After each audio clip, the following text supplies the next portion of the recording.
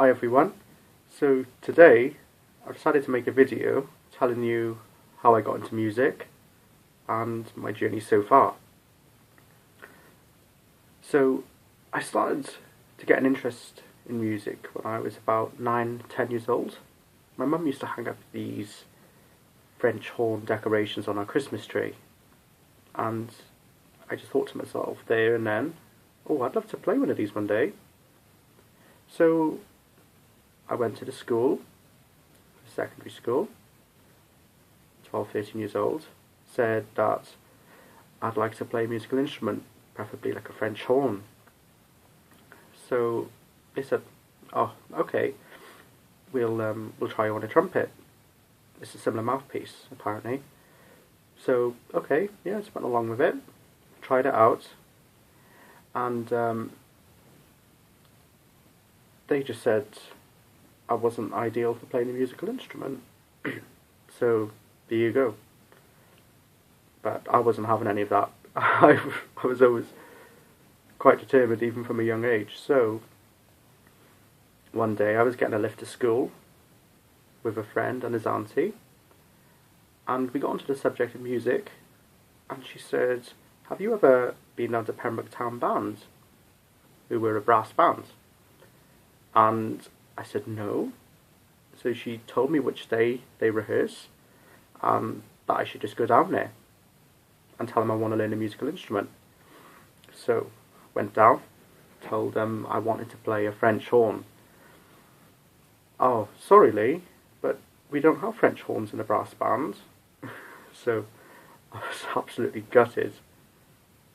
They gave me a cornet, which was a nice instrument, but wasn't quite me. So they tried me on the euphonium, and I really enjoyed playing it. Even today, the euphonium is still one of my favourite instruments. So I started thinking about the clarinet as time was going on, and I loved the sound of the instrument, and it was a really fruity, sort of beautiful sound. So one of my mum's friends actually had a clarinet for sale, just a plastic clarinet, £150, and my mum said that she'd buy it for me if I really wanted.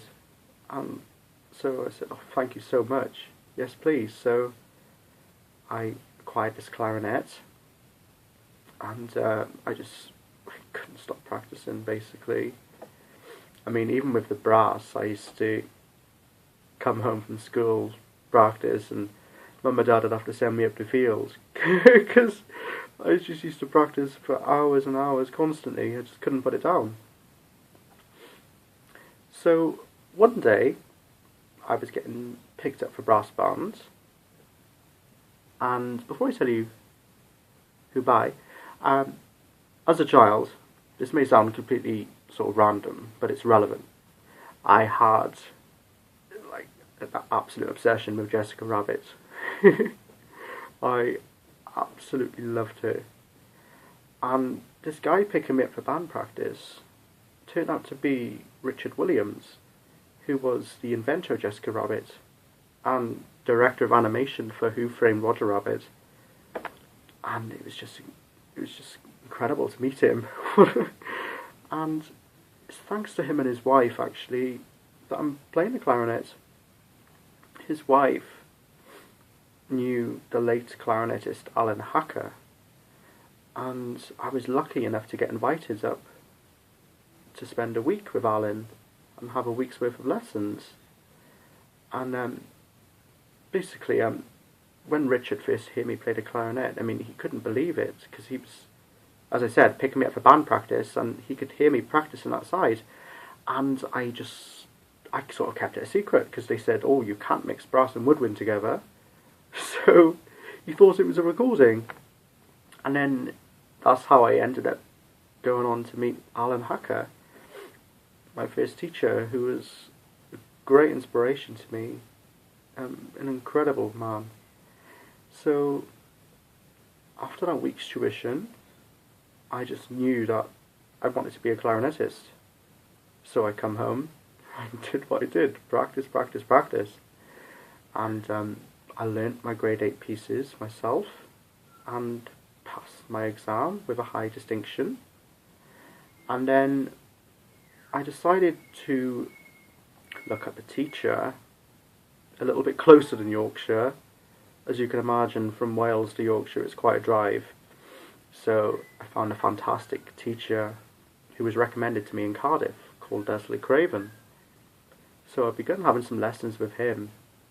It was in Cardiff at the time, so a lot closer, and he was a fantastic teacher for me. Just very, very disciplined, but he got my technique incredible. And I mean, I was I sometimes could be quite laid back, and he really pushed me, and I'm so grateful to him, for his fantastic teaching. So I decided to change schools for sixth form, and basically it was quite hard for school for me because I'm severely dyslexic, and they didn't really pick this up until I sort of changed school for sixth form. So I did really struggle quite a bit with academic work, but I did well with the clarinet instead, so that really doesn't bother me. When I started sixth form, I started to win quite a few competitions. I won the Young Musician of Dyfed, and I went on to win the Rotary Young Musician of Wales, and this really opened up a lot of doors for me. I had a tremendous amount of concerts, and the support from Young Musician of Dyfed particularly was just incredible, and yeah, it was just, I was at the right place at the right time, and it was just an incredible thing to win. I never really think of competitions as competitions. It's just another performance opportunity, just to show the audience how much you love playing, basically.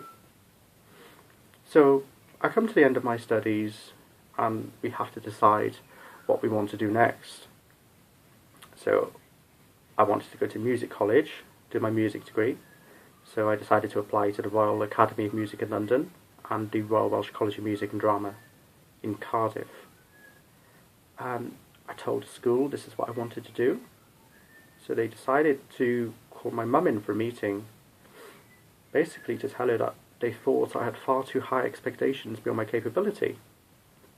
And my mum was so shocked at what they said, but to be honest, I didn't give a shit of what they said. I just ignored it and just kept on. So it gave me great pleasure to tell her that I got into both the Royal Academy and the Royal Welsh College of Music and Drama. Their faces were such a picture. So I decided to continue my studies with Leslie Craven in Cardiff. He was just the best teacher for me. So I did very well in college. In our first woodwind meeting, they said no first year clarinetists would be picked to play in the orchestra. So it actually caused quite a stir when they put me as principal clarinet in my first year. As you can imagine. But there we go. So towards the end of my first year, we had a massive blow in the family. My dad passed away from leukemia, and this was really quite a sad time. So I had a little bit of time out of college, and I come back because I had the National Eisteddfod of Wales towards the end of my first year. So I stayed strong, I worked hard, and I couldn't believe it. I mean, I won the blue ribbon the whole competition when I did it, and this allowed me to buy a new clarinet, which I desperately needed.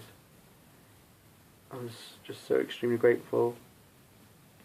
So I went back to college, just kept practicing, as I do, and towards the end of my studies, I lost my best friend, and this really affected me quite bad.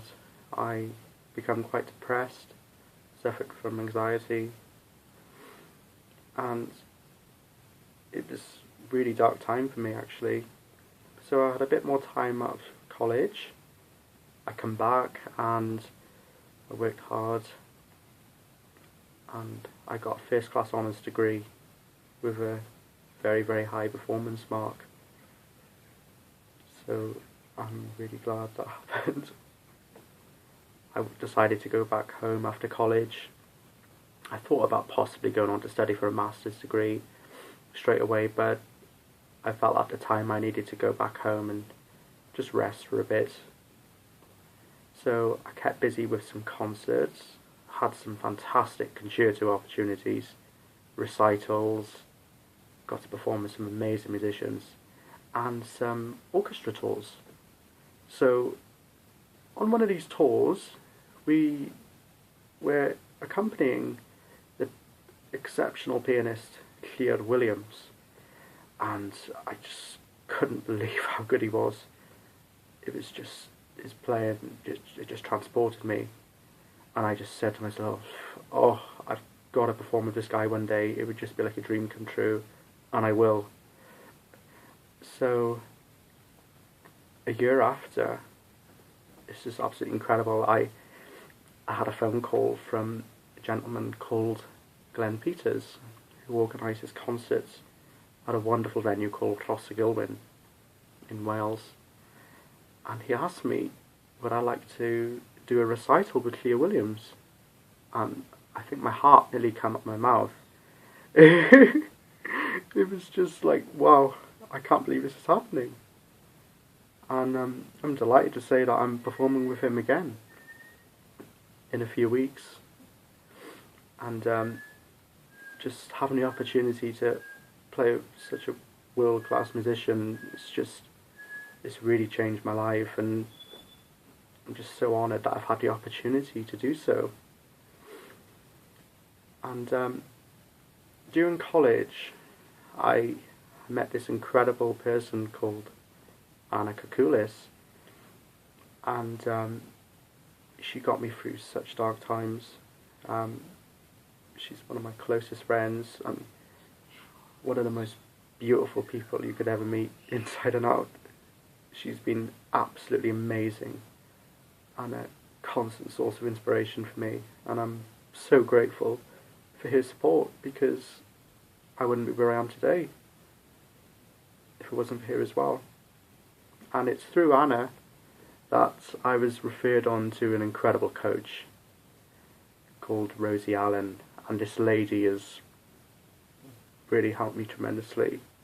I feel like me again, and she's helped me with my confidence and just to get back out there and take over the world with the clarinet again. So I'm planning on going to New York now in November. I want to study with some teachers out there, get some lessons, just live a bit, and then see where we go from there. So anyway, thank you very much for listening to my story. Bye.